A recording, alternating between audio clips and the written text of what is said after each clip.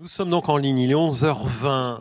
Bienvenue pour les personnes qui nous rejoignent, car il arrive que sur ces journées, on ait bien entendu des participants ou des participantes qui rejoignent en cours de route. On a évoqué tout à l'heure la question ville et transport sur ces enjeux de santé autour de la qualité de l'air. Nous en venons à notre deuxième session, environnement professionnel.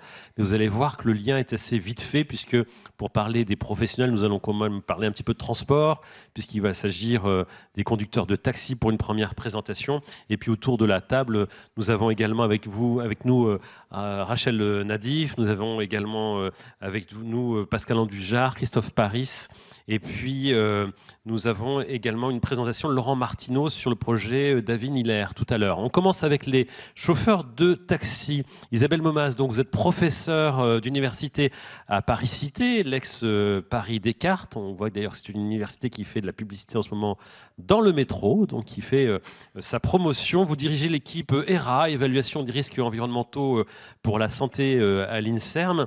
Et en fait, avec ce projet PUF Taxi, vous êtes penché sur une journée de travail d'un chauffeur de taxi et vous avez également étudié les trajets, si ce n'est que vous avez mené cette étude non pas auprès d'un chauffeur de taxi, mais d'une cinquantaine de chauffeurs, de 50 chauffeurs exactement, pour voir quelles étaient les pollutions inhalées par les chauffeurs de taxi et voir aussi quelle était la réponse respiratoire de ces chauffeurs de taxi.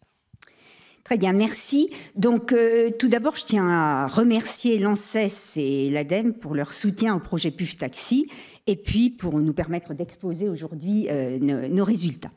Donc, l'exposition aux polluants à l'intérieur des véhicules est préoccupante pour les professionnels de la conduite compte tenu du temps qui passe au cœur du trafic routier.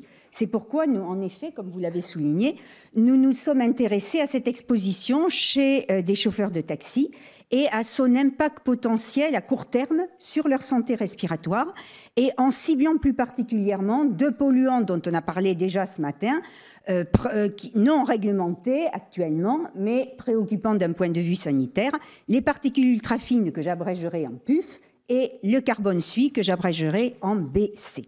Et ces travaux ont fait l'objet de la thèse de doctorat de Mélissa Hachem que j'ai co-encadrée avec Linda Bencefacola. Alors, avant de développer cette recherche, nous avons publié une revue systématique de la littérature et les 21 articles retenus à l'époque jusqu'à 2018 portaient essentiellement sur des polluants réglementés, montraient des niveaux élevés dans les taxis avec cependant une variabilité suivant les pays, suivant les études, en fonction de la topographie, de la géographie, en fonction du parc automobile et des réglementations en vigueur. Pour ce qui est des effets, très peu d'études, de seules études et des résultats inconsistants. Et très peu de travaux portés sur les particules ultrafines. Donc, face à ces données lacunaires en matière de particules ultrafines, de carbone suie et d'effets potentiels sur la santé, nous avons donc mis en place cette étude PUF Taxi qui comportait un volet expologique et un volet épidémiologique qui ont été développés à deux reprises. En 2019, avant confinement, on va dire, et en 2020, après le premier confinement. Alors, il s'agissait de quantifier les concentrations dans l'habitacle des taxis, au PUF donc, et au carbone suie, au cours d'une journée de travail et par trajet, d'identifier les déterminants liés de ces concentrations, des déterminants liés aux modalités d'exercice et à l'échelle des trajets, et puis d'étudier l'association entre cette exposition au carbone suie et au PUF pendant la journée de travail et la survenue d'irritation des muqueuses pendant cette journée et la variation de la fonction respiratoire en fin par rapport au début du poste de travail. Donc les méthodes, on ne voit peut-être pas beaucoup, nous avons recruté pour cela 50 chauffeurs de taxi qui appartenaient à des fédérations d'artisans qui avaient accepté le principe de l'étude. Ils avaient au moins 6 mois d'ancienneté et exerçaient 2 jours et à temps plein. Une consultation médicale d'inclusion a permis d'établir leur état de santé et de recruter et d'obtenir, de recueillir leur consentement. Et puis, chaque chauffeur avait une journée de mesurage à effectuer à 2 reprises, en 2019 et en 2020. Et chacune de ces journées commençait et se terminait par une mesure spirométrique de la fonction respiratoire. L'exposition aux différents polluants et aux paramètres d'ambiance était évaluée en continu pendant la journée de travail grâce à des dispositifs portatifs qui étaient placés dans une mallette sur la plage arrière du véhicule. Juste un mot peut-être sur la mesure spirométrique. Oui, alors mesure spirométrique, c'est une mesure pour évaluer les performances respiratoires, c'est-à-dire le volume expiratoire maximum seconde, la capacité vitale forcée du chauffeur. Alors, parallèlement, les jours de mesurage, les chauffeurs devaient remplir très soigneusement des questionnaires en relevant tous leurs symptômes et en décrivant très précisément leur parcours et leur budget, espace-temps, activité. Et donc, il y avait aussi un GPS pour permettre une cartographie de ces trajets. Alors, quels sont les résultats? Les concentrations qu'on a observées en PUF et en carbone suie à l'intérieur des taxis pendant la journée de travail, qui était en moyenne de 9 heures ou plus, lors de la première étude avant le confinement, avoisinaient 30 000, disons, particules par centimètre cube pour les PUF et 3,1 microgrammes par mètre cube pour le carbone suie. On va le situer par rapport à d'autres valeurs. Alors, à noter une variabilité plus importante pour les PUF que pour le carbone suie. Une variabilité spatiale et temporelle beaucoup plus importante. Alors, ces concentrations, vous le voyez, sont très largement supérieures aux concentrations qui étaient enregistrées par les stations urbaines de fond à la même époque. Et pour le carbone suie, ces niveaux sont inférieurs aux valeurs enregistrées dans les stations de proximité au trafic. Pour les PUF, on est parfois au niveau des concentrations enregistrées au niveau de certaines stations de trafic. Alors, quels sont les déterminants de ces concentrations? Bien sûr, ces concentrations, les déterminants ont été étudiés par trajet, c'est-à-dire que nos 50 chauffeurs ont accumulé 499 trajets. Alors, bien sûr, les niveaux de pollution dépendent des émissions des véhicules avoisinants, mais ils dépendent aussi des caractéristiques du véhicule, de l'âge. Plus le véhicule est ancien, moins l'étanchéité est bonne, du moteur, et dans les véhicules haut de gamme, vous avez une bonne étanchéité avec sans doute de meilleurs filtres à air, et du type de carrosserie. Les véhicules à grand volume ont des concentrations plus faibles, sans doute parce qu'il y a un effet de dispersion. Les conditions de réalisation des trajets influent aussi sur les concentrations de polluants. Donc, l'augmentation de la durée des trajets, de la vitesse des trajets, du nombre de passagers majore les concentrations, alors que la fermeture des fenêtres, l'activation de l'air conditionné avec le recyclage de l'air diminue, et parfois assez notablement, les concentrations mesurées. Alors, quelles sont les associations avec la santé respiratoire à court terme? Alors, nous avons constaté que plus les PUF augmentent, plus l'incidence des irritations nasales déclarées augmentée, avec un odds ratio élevé de 6,25, mais un intervalle de confiance assez large, parce qu'on est en limite de signification statistique. Qu'en est-il des variations en pourcentage des paramètres respiratoires durant la journée de mesure? Eh bien, vous voyez en bleu pour les PUF que plus les concentrations en PUF augmentent, plus les paramètres diminuent. Capacité vitale forcée, VEMS, débit expiratoire médian, vous avez les niveaux moyens de diminution enregistrés.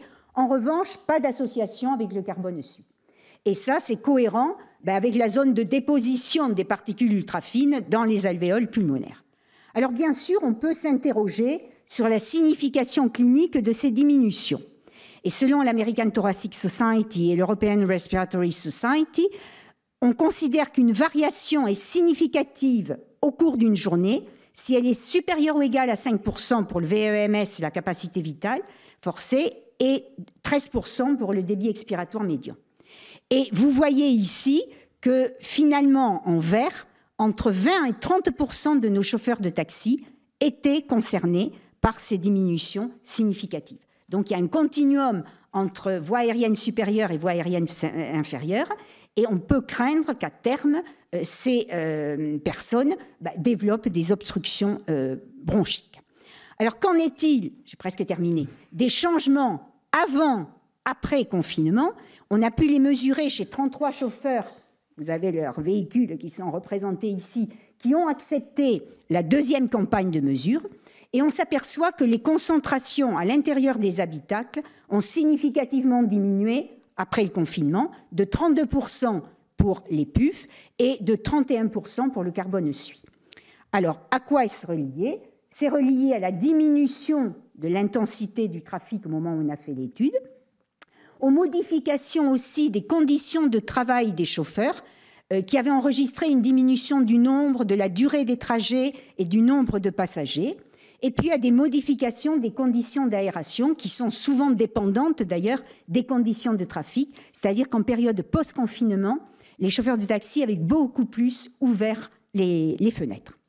Qu'en est-il de l'association entre PUF et santé respiratoire qu'on avait observée avant le confinement? On ne l'observe plus post-confinement. Peut-être par manque de puissance, on est sur 33 chauffeurs, on n'a plus les 50, mais peut-être aussi parce qu'il existe une relation dose-réponse. Les niveaux ont diminué et peut-être qu'on est en dessous des seuils pour lesquels il peut y avoir des irritations qui se produisent. Donc j'en termine avec les recommandations sur lesquelles débouche ce travail. En centré au travail, c'est bien sûr de préconiser une surveillance médico-professionnelle des travailleurs de la conduite qui n'existe pas à l'heure actuelle. D'un point de vue de santé publique, ces résultats plaident pour l'inclusion des PUF et du carbone suie dans la surveillance de la qualité de l'air, et ça c'est dans la lignée de nombreuses recommandations qui ont déjà été émises. Et puis on a quelques recommandations sur des principes généraux de prévention, comme en plein embouteillage, fermer les fenêtres, activer l'air conditionné avec recirculation de l'air, penser quand même à assurer une aération adéquate des véhicules, mais en dehors des embouteillages, et puis changer régulièrement les filtres à habitacle et bien sûr éviter de fumer à l'intérieur du véhicule. Voilà, je vous remercie de votre attention et je remercie particulièrement la doctorante qui a fait ce travail et qui a été très bien valorisée avec 6 papiers, 6 articles. Merci. Voilà, merci. Et on imagine tout le travail qu'il y a derrière. Quand même, 10 minutes de résumé pour un travail immense. Isabelle Momas, n'hésitez pas à venir vous installer. C'est vrai que c'est un travail très long, très intéressant aussi, sûrement à mener, mais très vite résumé. Cela pour nous laisser le temps des questions tout à l'heure. Donc, commencez déjà à noter vos questions. Autres professionnels qui sont sujets à des émissions de particules. On évoquait tout à l'heure dans les questions-réponses, Laurent Martinon, le fait que dans les plaquettes de frein, maintenant, il n'y a plus d'amiante. Par contre, il y en a encore dans les dalles de beaucoup d'établissements. Donc, un enjeu déjà de repérer ces établissements, de voir quels sont les établissements qui connaissent encore des surfaces avec des dalles qui contiennent de l'amiante. Et puis évidemment, il y a tout l'enjeu autour des professionnels qui vont entretenir ces dalles de sol avec une large palette de possibilités pour le nettoyage, dont certaines possibilités sont assez délétères. Donc il faut mener ces études, c'est ce que vous avez fait. Donc c'est l'étude d'Avigny-Lair qui est terminée depuis le mois d'octobre. C'est un problème spécifique qui est assez mal connu jusqu'à présent. Oui, merci pour votre invitation. Donc le sujet, c'est effectivement les expositions professionnelles et environnementales aux fibres d'amiante liées à l'entretien de dalles de sol vinyle-amiante. Donc ce sujet a été piloté au niveau du laboratoire amiante, fibres et particules du service parisien de santé environnementale de la ville de Paris, avec les partenaires que sont la Caisse régionale d'assurance maladie Île-de-France, le syndicat des entreprises de traitement de l'amiante en place et 2 équipes de l'INSERM, une à l'université de Créteil et l'autre à l'université de Bordeaux. Et nous remercions l'ANSES pour son soutien au travers du PNR Environnement Santé Travail. Bien, quels sont les enjeux ? Cela fait plus de 25 ans que l'amiante est interdit. Or, il existe encore de très nombreux bâtiments publics et privés avec ce type de sol, donc qu'on appelle dalles vinyle-amiante, et qui ont été posées depuis plusieurs décennies. Certaines le sont depuis au moins 50 ans, avec des états de conservation très variables, allant d'un état parfois très bon à des états où les dalles sont très fragmentées, voire se décollent.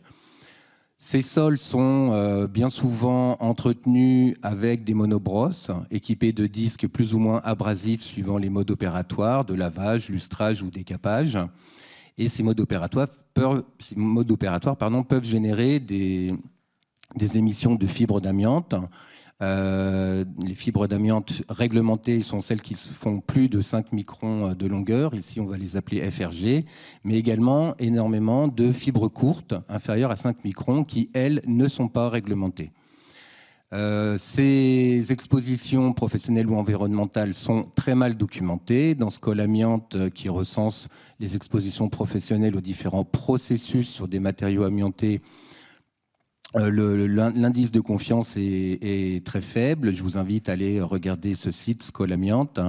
Or, la Fédération des entreprises de propreté recense près de 670 000 salariés, 400 000 dans des entreprises privées, 470 000 et 200 000 dans des régies publiques, susceptibles de réaliser ces tâches.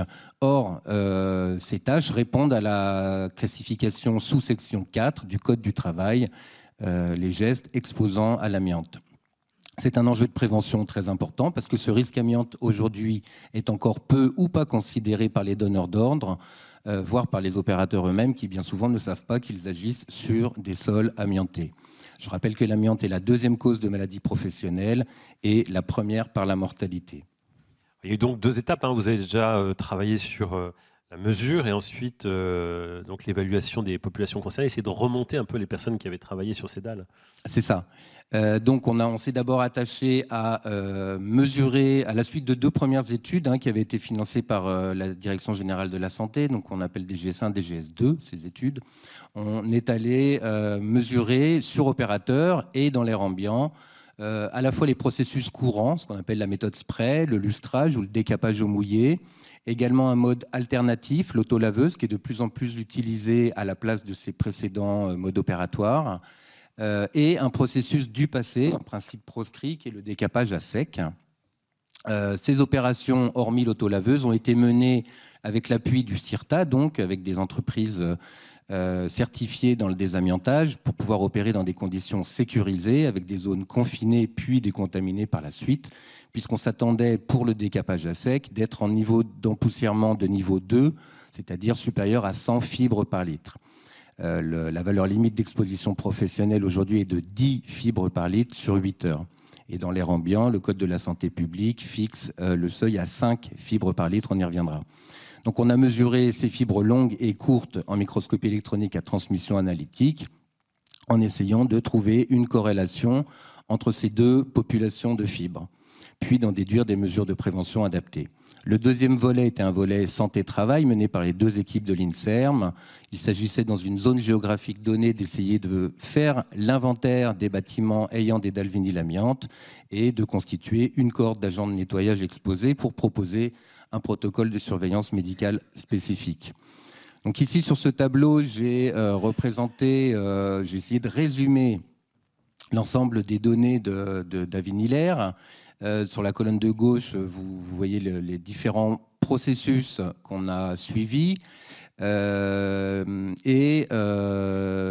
du milieu, l'exposition professionnelle, les maximums qu'on a rencontrés. Et dans la colonne de droite, les expositions environnementales, exprimées en fibres par litre. Toutes les fibres mesurées sont des fibres de chrysotile, comme variété d'amiante. C'est la seule variété qu'on a retrouvée. Et donc sont représentées pour l'exposition professionnelle, je rappelle, la valeur limite d'exposition professionnelle à 10 et le Code de la santé publique dans l'air ambiant, la valeur de seuil est à 5 fibres par litre. Bien, on peut voir que pour l'autolaveuse, ce processus n'est pas émissif en fibres d'amiante. La méthode spray, qui est une méthode de nettoyage en déposant un spray sur le sol, est relativement peu émissive, à part en fibres courtes, où on a quelques centaines de fibres. Le lustrage, on commence à voir apparaître en fibres courtes d'amiante des niveaux importants. Le décapage au mouillé, lui, sur opérateur pour les mesures en hygiène du travail, sont entre 5 et 10 fibres par litre. Donc on commence à tutoyer les valeurs seuil. Et en fibres courtes, on peut atteindre plusieurs milliers. Le décapage à sec, mérite évidemment d'être proscrit, puisque sur opérateur, on peut atteindre jusqu'à 40-50 fibres par litre sur une opération d'1 à 1 heure à 1h30. Et au niveau des fibres courtes, on est à des niveaux très élevés, puisqu'on peut atteindre plus de 10 000 fibres par litre. Donc il faut véritablement proscrire ces méthodes de nettoyage-là. Hein. Absolument. Or, elles ont prévalu par le passé, elles ont pu prévaloir. Et si le décapage au mouillé est mal mené, on peut se retrouver dans une situation de décapage à sec. Bien, en définitive, on est quand même à un niveau 1 d'empoussièrement, puisqu'on est inférieur à 100 fibres par litre. Néanmoins, il est à proscrire. Il faut savoir que la majorité des fibres émises sont des fibres courtes d'amiante qui ne sont pas réglementées et pour lesquelles la métrologie est très difficile puisqu'elle se présente bien souvent en amas. On verra une photo à la fin de l'exposé et on n'a pas pu mettre en évidence de corrélation entre les fibres réglementées, fibres longues et fibres courtes d'amiante. Pour ce qui est du volet santé-travail, donc dans les 2 départements, Val-de-Marne et Gironde, on s'est appuyé sur les dossiers techniques amiante qui sont recensés par les ARS. Dans le Val-de-Marne, c'était les établissements de santé, 21 contre 39 établissements de santé recensés, 21 avaient des dalles vinyle-amiante, 11 sous forme dégradée, ce qui représente pas loin d'un tiers. Au niveau du recensement des personnels exposés, ça a été extrêmement difficile parce qu'il y a un grand turnover de ces personnels et également des médecins du travail. Et on a une traçabilité assez difficile à obtenir. De plus, les tâches d'entretien des dalles vinyle-amiante sont de plus en plus sous-traitées à des entreprises extérieures. Au niveau de la Gironde, le groupe de bâtiments était les établissements de santé et médico-sociaux, 651 recensés. 136 avaient des dalles vinyle-amiante. Parmi ces 136, 50 avaient des DVA dans un état dégradé, ce qui représente aussi un gros tiers. Pour les personnels, le travail s'est établi sur le CHU de Bordeaux, où 500 agents de services hospitaliers qui mènent ces tâches d'entretien de dalles de sol ont été recensés et sont potentiellement exposés au FCA. Si la reconstitution de l'historique des procédés de travail a pu être réalisée, individuellement, ça a été très compliqué de reconstituer les expositions, puisque là aussi, il y a un turnover sur les postes, sur les procédés, et les entretiens ne se font pas non plus toujours sur des dalles vinyle-amiante, mais parfois sur des sols qui ne sont pas amiantés. Ce qui est très intéressant, c'est que cette équipe a poursuivi le travail en essayant d'estimer l'excès de risque de mésothéliome parmi ces personnels. 2 études ont été menées, à la fois par rapport à la population générale et le risque attendu pour une population non exposée à l'amiante, et en comparant les données des ASH avec des infirmières, des aides-soignants qui ne sont pas exposés, enfin qui ne pratiquent pas ces tâches. Le risque il n'y a pas eu d'excès de risque de démontrer, mais cette étude doit être poursuivie. Très rapidement sur les perspectives. Je finirai par les perspectives. Donc, ces processus, dès lors qu'ils suivent des recommandations qui ont été émises récemment l'année dernière par la Caisse nationale d'assurance maladie, sont relativement peu émissifs, hormis le décapage à sec qui est à proscrire. La métrologie des fibres courtes d'amiante est à développer dans l'idée de faire évoluer la valeur limite d'exposition professionnelle, en tout cas de tenir compte de ces fibres avec des valeurs cibles pour le code du travail ou le code de la santé publique éventuellement. Surtout, renforcer la communication et la formation sur le risque amiante des intervenants, rappeler aux donneurs d'ordre et aux employeurs leurs obligations réglementaires. Nous sommes dans le domaine de la sous-section 4 et évidemment mieux assurer la traçabilité de ces expositions en impliquant davantage les préventeurs et les médecins du travail. Et la solution la meilleure, évidemment, c'est de retirer ces dalles, de préférer le retrait au recouvrement de ces dalles vinyle-amiante. Et je finirai par 2 photos. Voilà, sur la gauche, une opération de décapage à sec, et à droite, ce qu'on peut retrouver sur les filtres de prélèvement, avec ici un amas de fibres courtes d'amiante. Voilà, une opération de décapage à sec, comme on n'en voit pas non plus tous les jours. Généralement, il n'y a pas ces scaphandres, et c'est d'ailleurs évidemment ce qui pose souci. Merci beaucoup, Laurent Martinon. On peut vous applaudir pour cette présentation. Alors on voit qu'on travaille, on est au plus près des travailleurs sur ces études.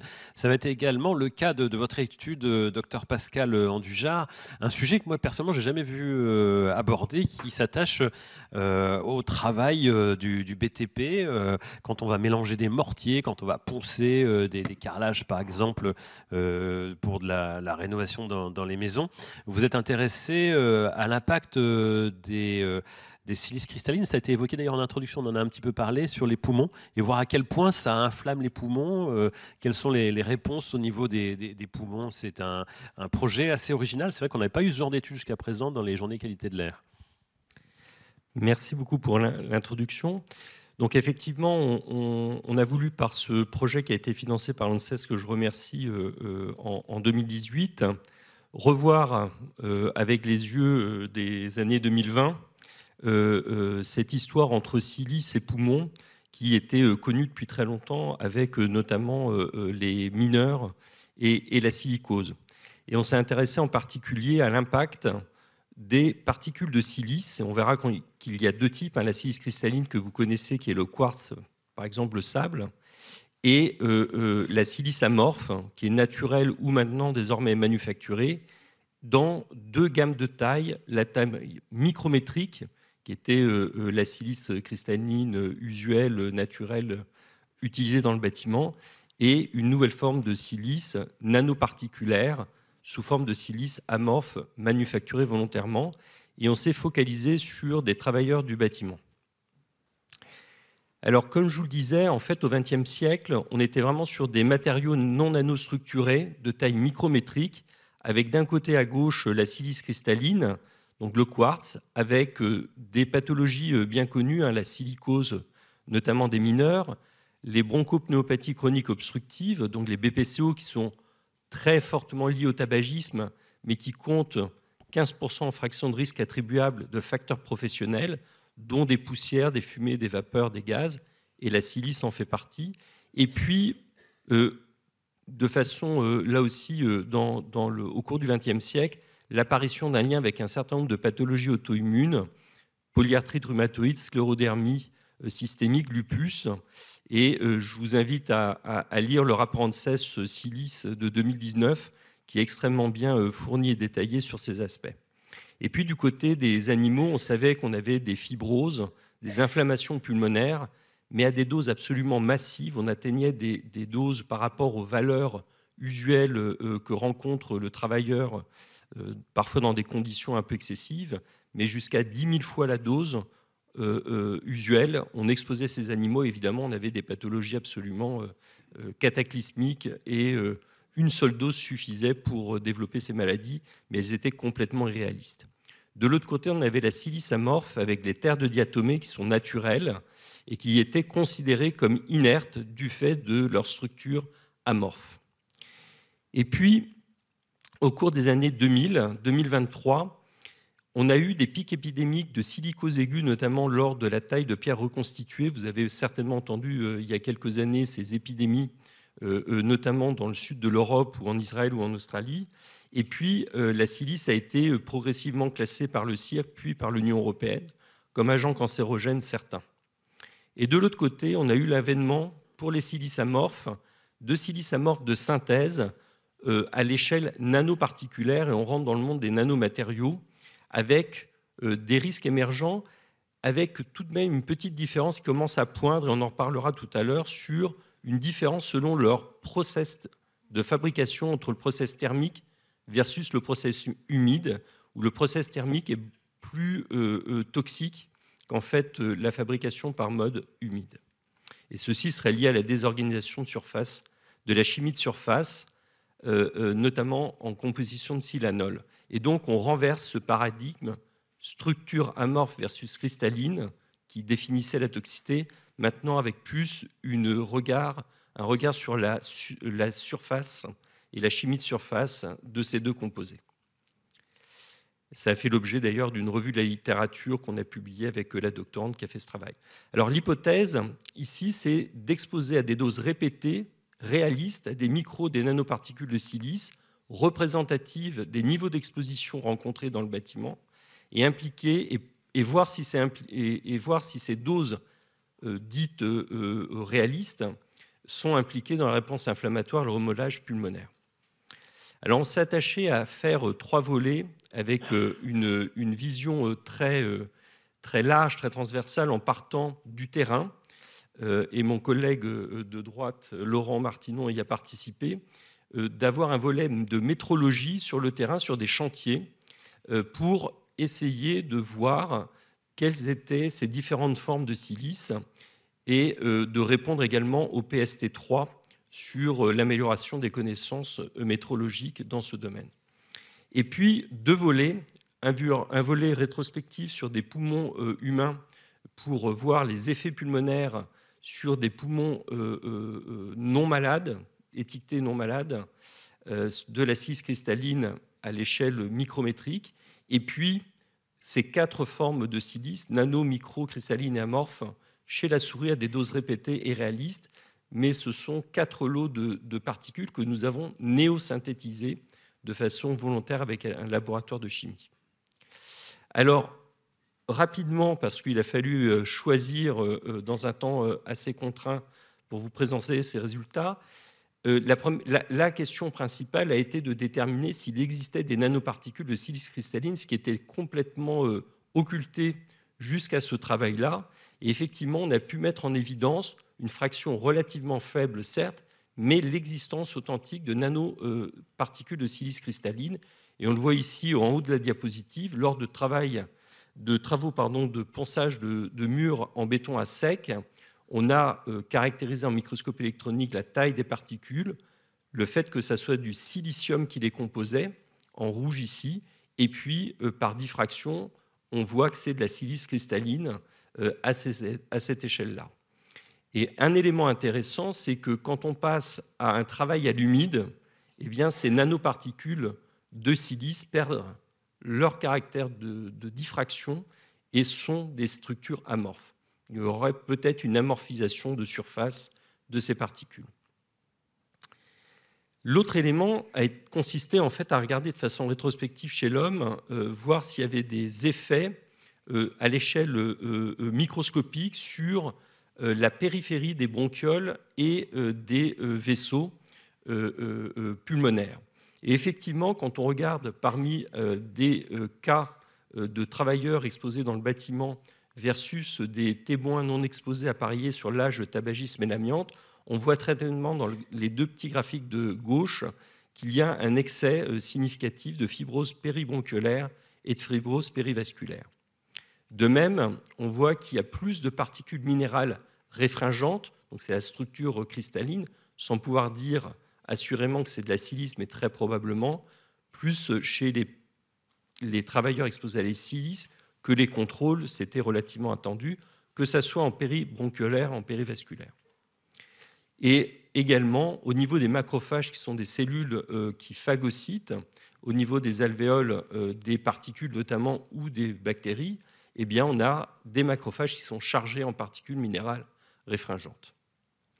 Et puis ici, on a bénéficié également d'un appel d'offres qu'on a remporté vis-à-vis du syncontour Soleil, où on a pu regarder à l'échelle micrométrique la colocalisation entre des lésions de fibrose que vous voyez à gauche, très rosées, très épaisses, et la colocalisation de silice en rouge à droite au niveau de ces zones-là. Et on a effectivement une colocalisation de silicium, de l'élément chimique, avec des lésions de fibrose.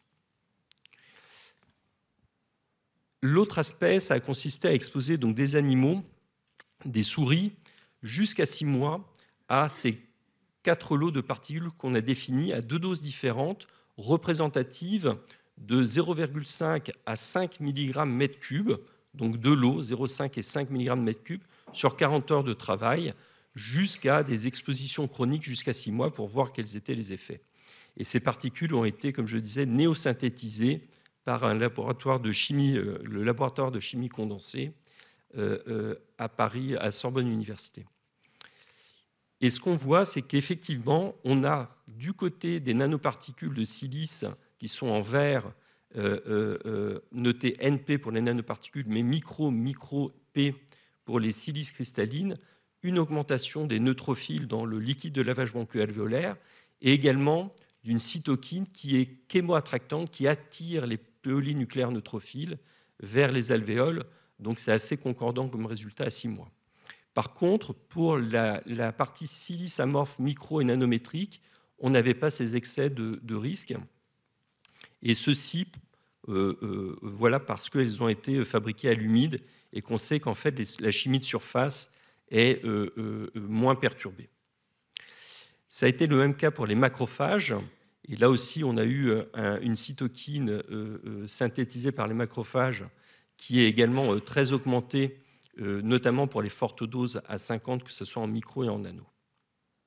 Et puis également, pour un marqueur de la fibrose pulmonaire, on voit ici une forte augmentation de ce qui est appelé le TGF-bêta 1 pour les fortes doses, enfin fortes doses, celles qui représentent 5 mg m3, les plus fortes doses, ici, en silice cristalline micro ou nano. Voilà, donc au final, on a pu démontrer l'existence de ces nanoparticules de silice cristalline, ce qui n'avait pas été fait auparavant, et on a pu voir qu'en fait, on avait des effets à des niveaux de concentration qui sont rencontrés toujours malheureusement en milieu de travail, même si la valeur limite d'exposition professionnelle au cours du temps et à raison a été abaissée à 0,1 mg/m3, mais on voit bien que c'est un élément supplémentaire qui confirme bien la nécessité effectivement de l'avoir rabaissé à 0,1 mg/m3. Merci Pascal Andujar. Merci, on peut vous applaudir. Très intéressant. Très intéressant, et je vous propose qu'on passe à quelques questions maintenant pour scinder un peu cette présentation. On reviendra juste après sur les questions d'asthme avec Rachel Nadif et les produits d'entretien, et puis aussi la question aussi des personnes asthmatiques dans des environnements qui peuvent venir déséquilibrer leur asthme avec Christophe Paris. Mais est-ce que vous souhaitiez intervenir à cette étape pour les 3 premières présentations? On a des micros à votre disposition. Ouais, je vois une main qui se lève, madame. Alors Christophe, vous allez pouvoir distribuer le micro tout en haut à gauche. Et puis côté du web, je ne sais pas si vous avez déjà des questions. Margot Sanchez de l'ANSES ou bien Hélène Desqueroux de l'ADEME. On va vous transmettre un micro également. Bonjour madame, merci de bien vouloir vous présenter. Oui, bonjour, Magali Guyon de l'association Air Citoyen. En fait, on aurait, par rapport à l'intervention de M. Pereire et sur les particules fines, et notamment les particules ultra fines, M. Pereire a tout à l'heure parlé de la mesure par le LDSA pour les particules fines. Et nous, on est en train de travailler, on est une petite association, mais on est en train de travailler sur la question des restaurateurs. Et notre assoce, elle travaille sur les freins et leviers à l'engagement citoyen sur les enjeux de la qualité de l'air. Et donc, on a effectivement rencontré des études de 2020 qui a plutôt pris cette mesure-là sur le travail qu'ils ont fait sur la qualité de l'air, les émissions liées aux activités des restaurants. Et on se posait la question de, par rapport à l'OMS, et puis ensuite l'Europe, etc., sur où en était la situation de cette mesure dans le calcul, et voilà, sachant qu'effectivement la concentration de masse des particules fines a un gros problème, c'est qu'elle ne donne pas du tout le nombre en fonction de la taille de la particule. Isabelle Bomas, vous vouliez réagir à cette proposition d'intervention? Je vous laisse vous saisir d'un micro. Ça marche. Oui, ça marche. Oui, effectivement, le disque mini qu'on a utilisé pour mesurer les particules ultra fines fournit les 3 indicateurs, dont nombre de particules. Il fournit également la taille des particules et il fournit cette surface qui est estimée. C'est la surface de dépôt, finalement, au niveau des poumons. Et on peut utiliser indifféremment l'un ou l'autre des indicateurs. Bon, on a aussi utilisé cet indicateur, mais les résultats qui nous semblaient les plus cohérents qu'on obtenait étaient avec les nombres de particules. Et pour comparer avec la littérature qui existait à l'époque et qui était déjà très pauvre, on a utilisé l'indicateur nombre de particules. Mais on peut effectivement l'utiliser, en sachant que c'est un calcul, hein, c'est une prévision d'une surface de dépôt en fonction du nombre et de la taille, avec bien sûr les limitations que peut avoir une estimation de ce type. Merci pour ces précisions. Y a-t-il des questions du côté du web? Margot Sanchez de l'ANSES, vous avez un micro? Ah non, vous n'avez pas de micro. Vous allez avoir un micro. Bonjour. Bonjour. Alors, merci du côté beaucoup. du web. Combien de questions du web on peut poser? Ah, il y en a beaucoup. On va en prendre 2-3.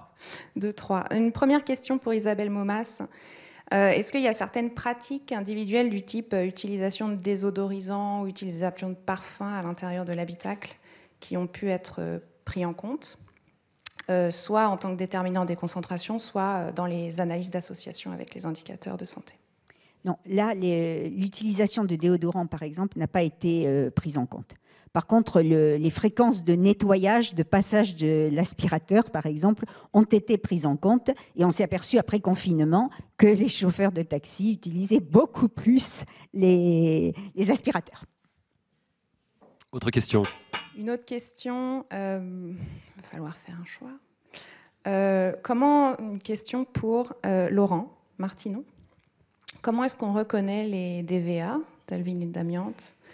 Comment savoir si elles sont dégradées ou pas dégradées? Et est-ce que les DVA dégradés donnent des niveaux d'exposition plus élevés que... C'est notamment une bonne question sur comment on reconnaît effectivement ces dalles, parce qu'il y en a toutes sortes, on n'est pas toujours sûr que c'est du vinyle avec de l'amiante, ça peut être du vinyle tout seul. Est-ce qu'il y a des signes distinctifs? Alors, ces dalles font 25 cm sur 25 ou 30 sur 30. Hein. On a tous marché dessus depuis notre plus tendre enfance, dans les crèches, les écoles, les universités, enfin voilà, tout autour. Voilà. Dans les appartements aussi, j'en avais tout petit dans ma chambre. Elles sont colorées de toutes les couleurs possibles. Et marbrées, souvent. Marbrées, voilà. Elles ont un air de faux marbre. Ça, c'est pour les reconnaître. Savoir s'il y a de l'amiante dedans, on ne peut que en faire l'analyse. Donc, il faut prendre un échantillon et l'analyser en microscopie électronique à transmission. Sur la dégradation, c'est une très bonne question. Aujourd'hui, dans les dossiers techniques amiante, les critères de dégradation de ces matériaux sont relativement limités. Hein. On va avoir un rendu par les opérateurs de repérage, les diagnostiqueurs, c'est soit en évaluation périodique, et la fréquence de cette évaluation n'est pas précisée tout à fait, soit une action corrective de niveau 1, soit une action corrective de niveau 2. Et voilà, ça va être à l'appréciation du diagnostiqueur. On n'a pas d'échelle de dégradation qui soit clairement établie. Ça mériterait de l'être. Voilà. Après, il y a également la porosité de ces dalles qui peut être prise en compte. Il y a du travail à faire, je pense. Il y avait une dernière question, je crois. Sur les niveaux d'exposition ou concentration. Oui, alors là, on n'a pas pu établir des classes différentes de dégradation. Il est clair, en tout cas, que passer une monobrosse équipée de disques abrasifs sur des dalles dégradées va clairement émettre davantage. Et c'est encore une chose à proscrire, quoi. Et dans les modes opératoires, de bien préciser que les zones où ces dalles sont en mauvais état, on doit éviter de passer ces disques abrasifs. Une question, Margot Sanchez, du côté du bâtiment, puisqu'on a évoqué cette question de la silice. Est-ce que vous aviez sur le web Oui, on a une question sur la silice. Alors, plus spécifiquement sur les effets observés. Juste une précision, est-ce que les effets observés donc sur la santé, j'imagine, concernent uniquement la silice cristalline et non la silice amorphe? Alors en fait, la silice amorphe, considérée comme longtemps comme inerte, ne l'est pas complètement. En fait, toute poussière peut engendrer en fait une gêne respiratoire. Tout dépend du niveau de concentration de façon non spécifique, mais simplement du fait qu'on a des particules. Voilà. Donc quand on voit des scènes de ponçage en rénovation dans une petite salle de bain ou des choses comme ça, on a des raisons de s'inquiéter. Alors là, on n'aura pas de silice amorphe, mais pour le coup, la silice amorphe, quand on regarde dans la revue de la littérature qu'on a faite, on observe en fait des effets moindres, mais quand même des effets inflammatoires sur des animaux exposés, etc., etc. Et on a quelques descriptions dans la littérature d'effets chez l'homme également, mais dans des niveaux moindres en termes d'inflammation pulmonaire. Et il faut savoir quand même que les terres de diatomée, la silice amorphe naturelle, contiennent quelques pourcents de silice cristalline aussi. D'accord ? Ce n'est pas complètement pur. Et donc, en fait, on a 1 à 4, 5% de silice cristalline. Et ces terres de diatomée, on s'en sert, par exemple, comme filtration pour le vin, par exemple, ou également comme insecticide, entre guillemets, bio. Voilà. Et donc, en fait, en faisant la revue de la littérature, ces particules de silice amorphe étaient souvent utilisées comme témoins négatifs pour des études chez l'animal ou en in vitro sur des cellules. Alors, en fait, elles ont un petit effet quand même. Elles ne sont pas complètement dénuées de toxicité. Voilà. Le lien avec l'industrie se fait, du coup, avec vos études? Est-ce qu'il y a des dialogues avec les personnes qui préparent, qui formulent des mortiers ou des choses comme ça? Alors, je n'ai pas eu de succès auprès d'eux. Voilà. Écoutez, pour être très soft, mais j'ai demandé. Mais ça viendra peut-être, vous savez, des fois, le succès vient voilà. avec surprise. Merci beaucoup pour ces questions. On en reprendra quelques-unes tout à l'heure. Avant, 2 présentations concernant l'asthme. Effectivement, Christophe Paris, vous êtes donc chercheur à l'INSERM, à l'IRCET à Rennes également, au Centre régional de pathologie professionnelle et environnementale de Bretagne. Et votre étude s'est intéressée donc à ces situations professionnelles qui peuvent déséquilibrer l'asthme. Et alors, votre procédure est assez intéressante, votre protocole, puisque vous êtes effectivement sur ces sujets d'enjeux professionnels, mais vous êtes appuyé sur la fameuse cohorte Nutri-Net Santé qu'on évoque de temps en temps, qui elle est plutôt une cohorte en population générale.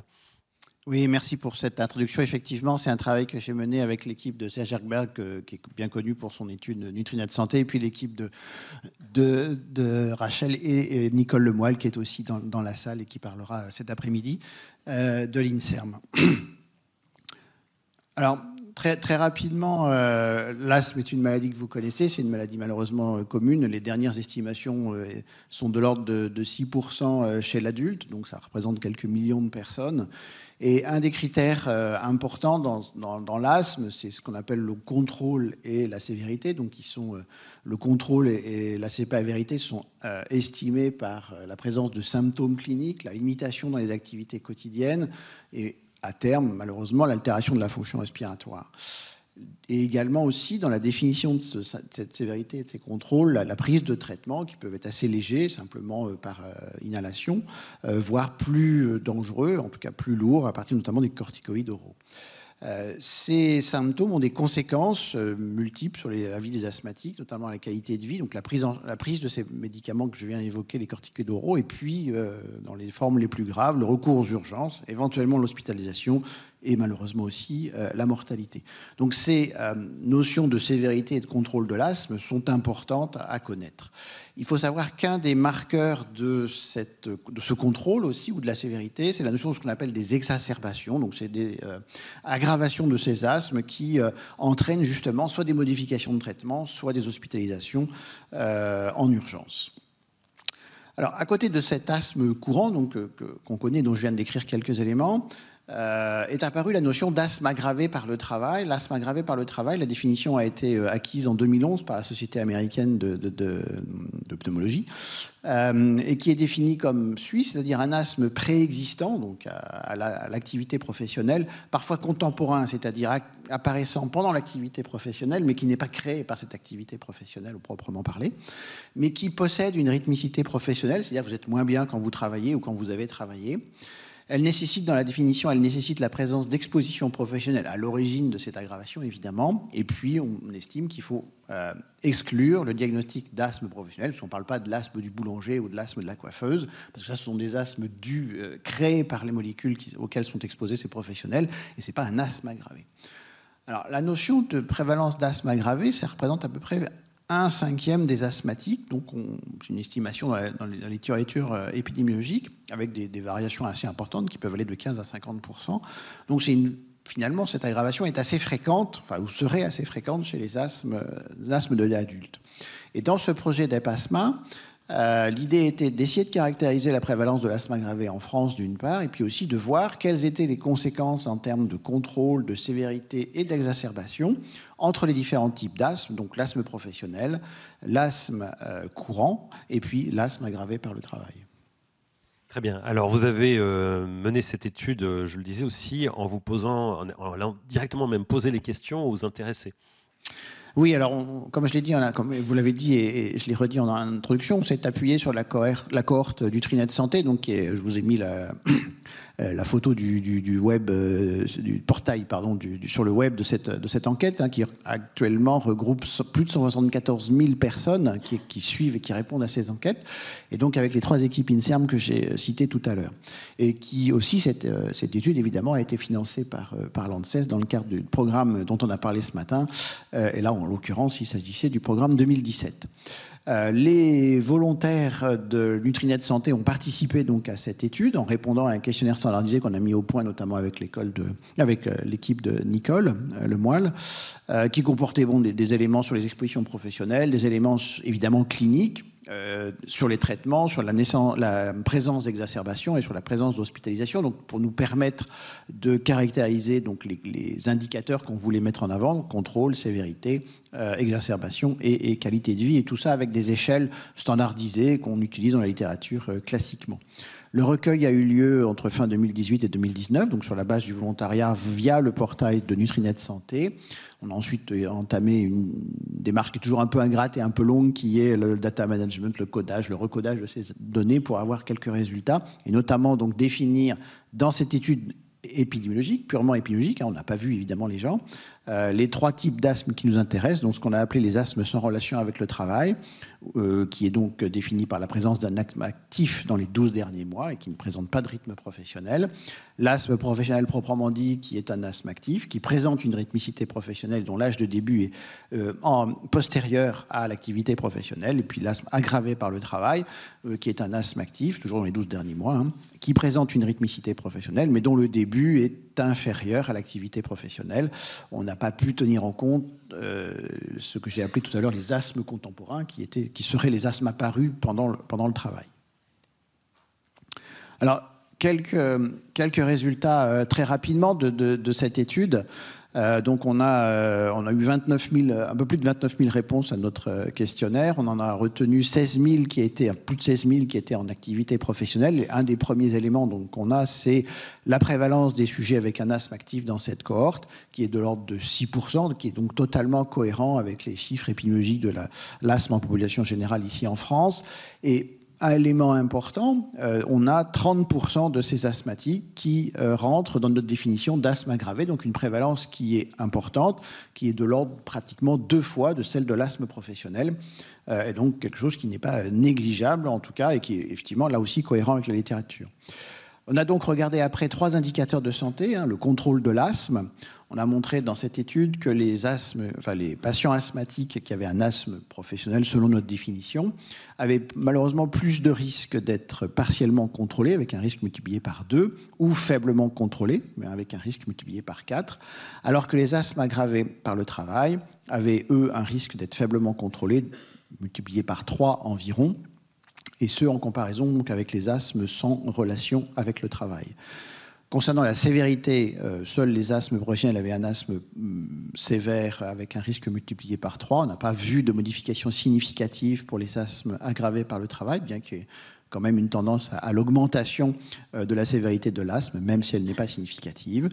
La présence d'exacerbation était à peu près équivalente, aussi bien dans les asthmes professionnels que dans les asthmes aggravés par le travail, avec un risque multiplié par 2. Et puis enfin, je ne vais pas détailler sur les scores, mais on a regardé aussi une échelle de qualité de vie, qui est une échelle de qualité de vie spécifique pour les asthmatiques, qui date de 1993, et le score de qualité de vie était, alors, il y a une erreur sur ma diapositive, il était identique entre les asthmes professionnels et les asthmes aggravés au travail, mais il était inférieur, et non pas supérieur, inférieur aux asthmes courants, et donc qui montre le retentissement de ces asthmes professionnels, qu'ils soient directement professionnels ou aggravés par le travail par rapport à des asthmes courants. Et ces résultats ont été obtenus sur le plan épidémiologique après un ajustement sur un certain nombre de facteurs de risque de l'asthme qu'on connaît, notamment l'IMC, le tabagisme, l'âge, le sexe et les antécédents allergiques. Alors c'est intéressant de travailler sur ces asthmes aggravés parce que effectivement, ce sont des asthmes qui sont assez peu étudiés à travers le monde. Il y a des articles qui vont être publiés prochainement en écho à cette étude. Oui, alors les articles sont quasi prêts. Là. C'est un doctorant qui s'appelle Louis Kahn qui a travaillé sur cette étude et que je remercie. Doit soumettre ses études deux des premiers articles dans les jours qui viennent. Donc voilà, c'est pour ça qu'il n'y a pas de référence bibliographique aujourd'hui, mais on est dans ce tempo de valorisation. Ce qu'on peut dire sur les résultats, donc on a dit qu'il y avait une prévalence non négligeable des asthmes aggravés par le travail dans cette étude, avec un retentissement suggéré sur la santé en termes de contrôle, pas des sévérités pour les asthmes aggravés, de contrôle d'exacerbation et de diminution de la qualité de vie. Et maintenant, ce qu'on va s'attacher à faire avec notamment l'équipe de Nicole Lomoal, c'est de mieux décrire les expositions responsables, notamment sur le plan professionnel, pour évidemment les prévenir. Et je pense que ce qu'on peut retenir de cette étude en termes pratiques, puisque c'était un des objectifs aussi de la journée, d'aller de la recherche vers des préconisations, c'est sensibiliser les pneumologues et les médecins traitants sur ces facteurs de risque de décompensation de l'asthme, donc sur cette notion d'asthme aggravé par le travail qui n'est pas en général prise en compte par méconnaissance essentiellement. Alors, bien sûr, quand un patient a une exacerbation, on augmente son traitement, mais c'est important pour le clinicien et c'est important pour le patient de connaître un des facteurs de risque possibles de ces exacerbations. Donc souvent la pollution atmosphérique, on peut citer les pollens, on peut citer un tas de choses, mais l'atmosphère de travail, c'est important. Évidemment, il faut qu'on ait un effort d'information vis-à-vis des médecins du travail qui, eux aussi, peuvent connaître ces expositions, mais les sous-estimer en termes de prévalence, et notamment contribuer à la prévention de ces expositions et à la réduction de ces expositions.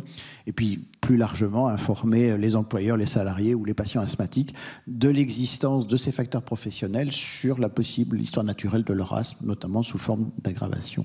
Merci. Merci Christophe Paris. Désolé, on vous bouscule un petit peu. Enfin, ce qui est intéressant, c'est quand même de pouvoir s'appuyer comme ça sur des cohortes. Quand on voit que vous avez 16 000 réponses, c'est quand même des outils qui sont assez intéressants, c'est formidable. Rachel Nadif, on va continuer sur la question de l'asthme avec vous, avec une étude que vous allez nous présenter. Vous êtes chercheuse à l'INSERM, responsable de l'équipe d'épidémiologie respiratoire intégrative, CESP.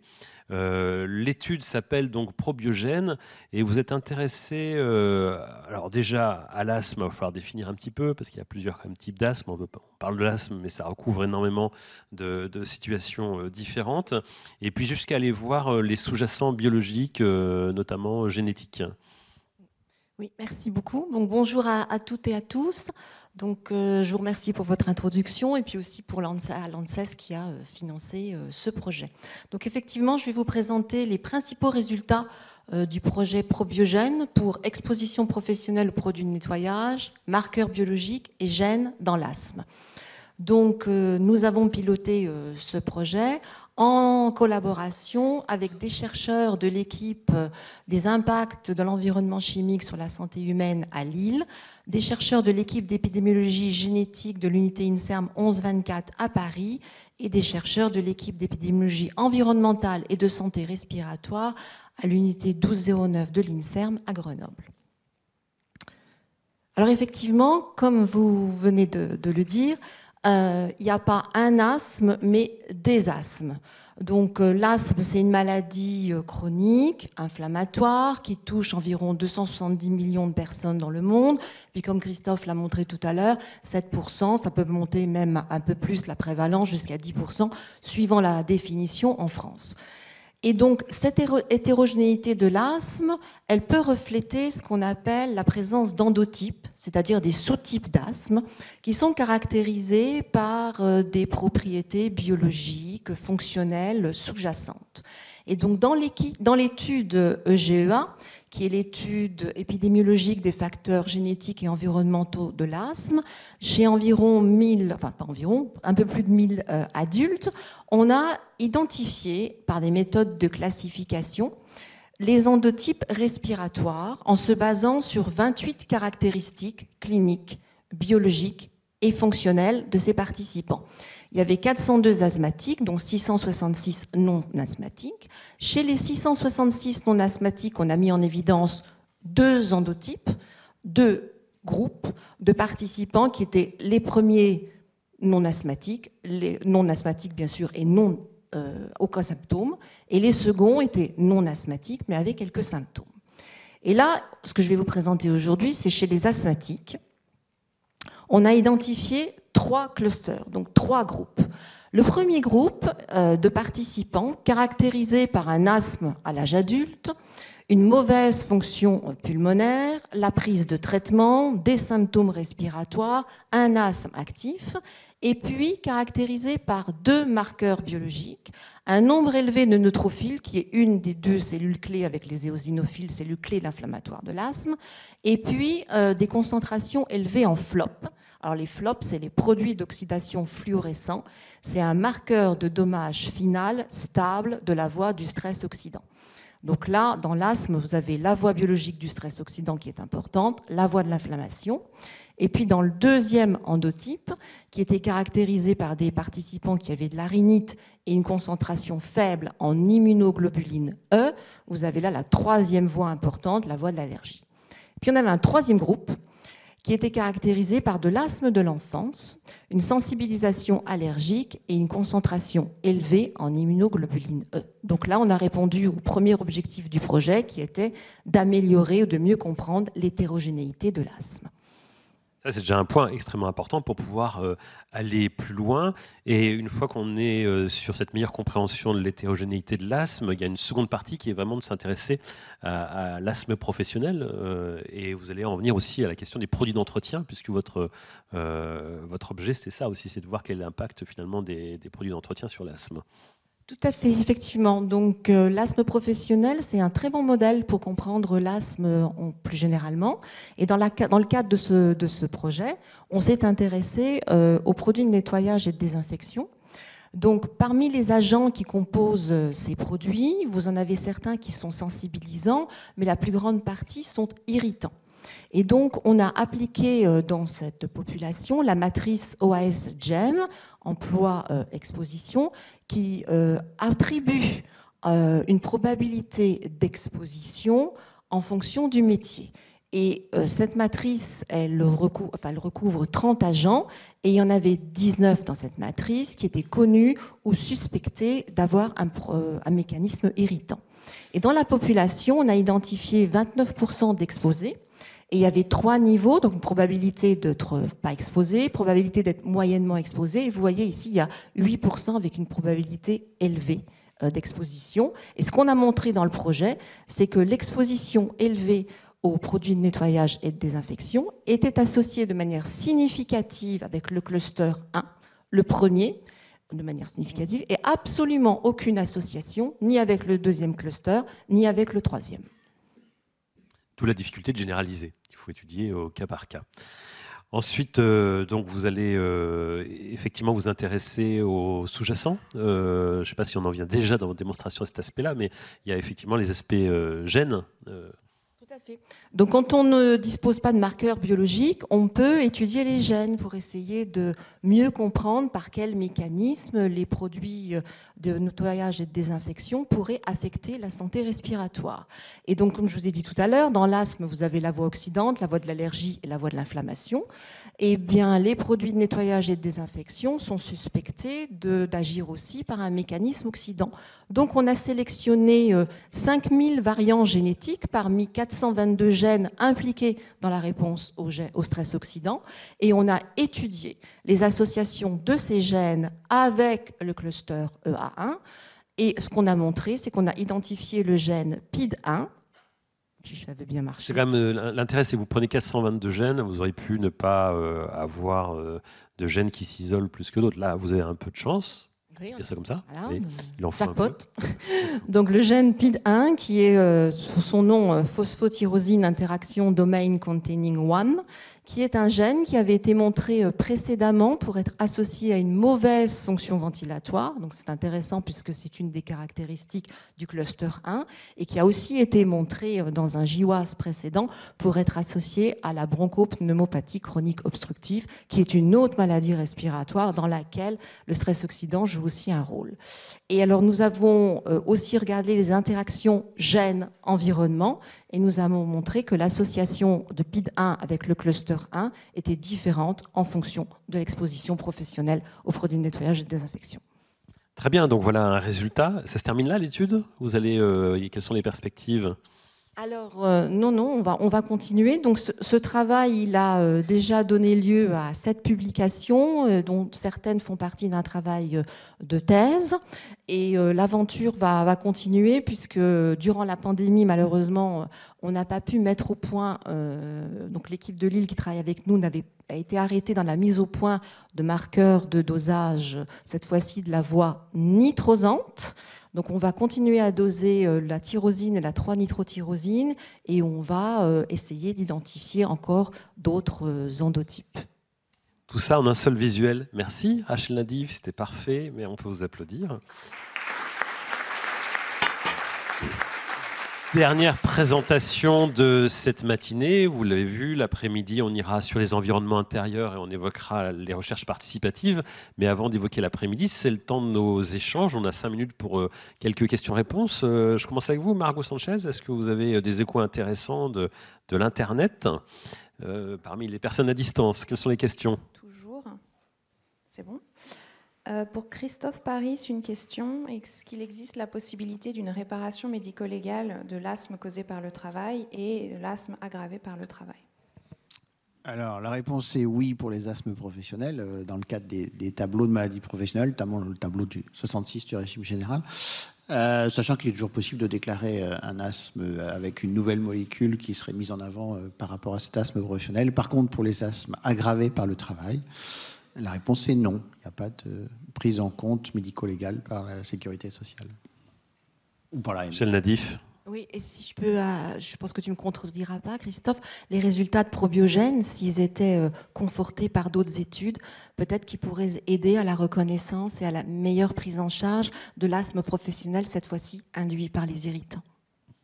C'est sûr que l'amélioration des connaissances, alors que ce soit sur le plan plus fondamental ou sur le plan épidémiologique, pourrait aller dans ce sens d'une prise en compte, puisque l'aggravation de l'asthme, s'il est d'origine professionnelle, forcément implique le pronostic. Je l'ai rapidement mis en évidence dans l'introduction. Donc je pense que c'est des éléments importants d'évolution qu'on peut tirer des connaissances nouvelles.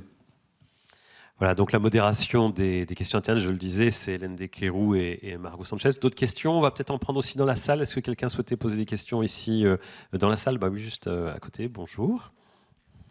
Bonjour, Marie Verriel, IMT Nord Europe. J'ai une question pour... Oui, comme j'avais. J'ai une question pour Rachel. Donc, quand on parle des irritants dans les produits ménagers, de quelle catégorie de composés on parle plus spécifiquement? Alors, dans la matrice, il y avait plusieurs catégories. Vous avez des produits de petits, enfin des agents de petits poids moléculaires, certains aussi de haut poids moléculaire. Qu'est-ce qu'il y avait encore? Formaldéhyde, je crois, si je ne dis pas de bêtises. Voilà, mais il y a plusieurs catégories dans la matrice. Oui. Merci pour cette question. D'autres questions, remarques? Sinon, on va refermer ici cette matinée. Margot Sanchez, on avait fait à peu près le point des questions sur ces présentations. Vous en avez? On va en prendre une ou deux, parce que je peux aller jusqu'à 12h30. On sera tout pile à l'heure pour la pause de midi. On vous redonne peut-être un micro, Margot Sanchez, pour les questions. Je vois qu'il n'y a pas trop d'autres interpellations depuis la salle. Une question pour Rachel sur la composition de ces produits de nettoyage et de désinfection. Est-ce qu'on peut aller dans le détail de quels ingrédients seraient associés? Un peu la même question, quoi. Alors, c'est une question qui est très, très intéressante et qui est aussi très complexe. Alors, il y a un travail qui a été développé par Nicole Lemoyle dans l'équipe qui a mis au point une application où, en scannant les codes barres des produits qu'on utilise, parce que malheureusement, les produits professionnels dont je viens de parler se sont invités dans la sphère domestique.